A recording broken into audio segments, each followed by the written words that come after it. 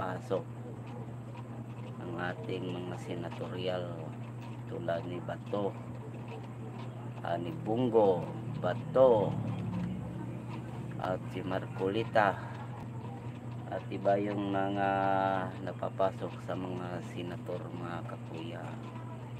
Pero meron akong pinapansin ng mga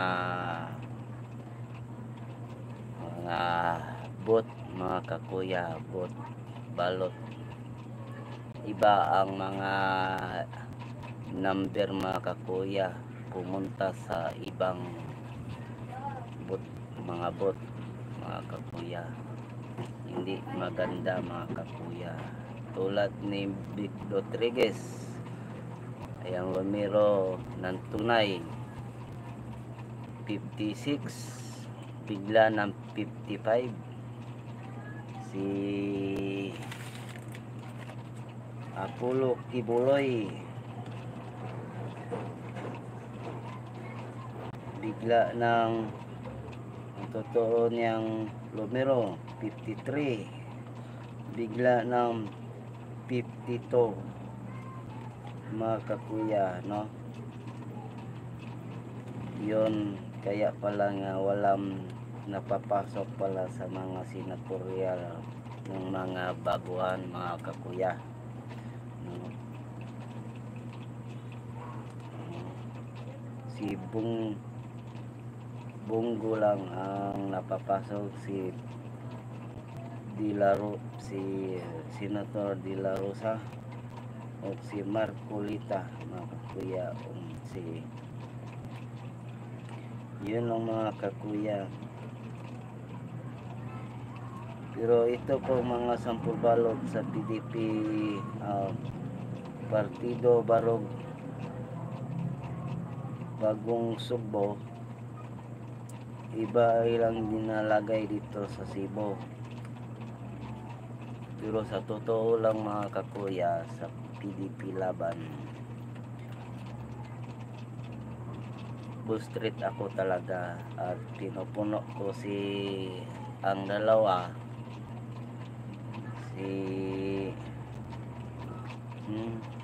Unasan o si yung isang military. Yun ang pinupuno ko. Pero wala man pala na napapasok. Tatlo ra ang napapasok, si Bungo De La Rosa o si Bungo o si Marcolita, no? Yun. Pero yung iba napapasok na hindi na binoboto,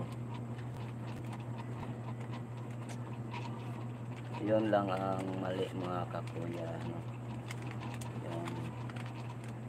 Yung iba talaga ang mga sampul balot dito sa Partido Barog Bagong Subo. Hindi bustit ang mga senatorial sa PDP laban. Kahit sa ibang balota mga kakuya, sa ibang ni Bongbong mga kakuya, saksak sinagol mga kakuya. Update lang tayo mga kakuya, no? Sa mga yan, i-mute ko na ang aking camera. Ganyan lang ang aking ginagawa mga kuya. Tambay lang mga kakuya, update lang mga kakuya, no? Kunti lang ating mga lalay mga kakuya, at kahit ganito lang, yun mga kakuya.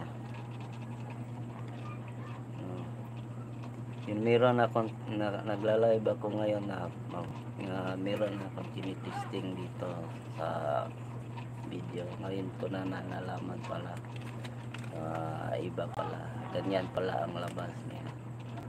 Pero okay lang yan mga kakuya. Kung merong hindi maganda ng video, ganyan ang pinipsilit natin, no? Yun, dahil tinatambay mga kakuya.